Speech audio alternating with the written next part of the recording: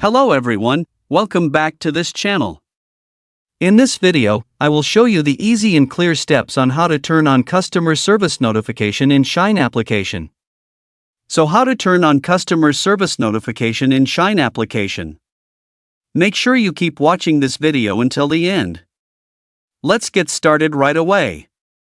Firstly, open the Shein app on your Android device. This is the initial screen of the Shein app. Next, tap the profile icon at the bottom right of the screen. And a menu like this will appear. Tap Menu Settings at the top right. Tap Contact Preferences. Tap New Message Notification. Tap Customer Service Notifications. So that's it, tutorial how to turn on customer service notification in Shein application.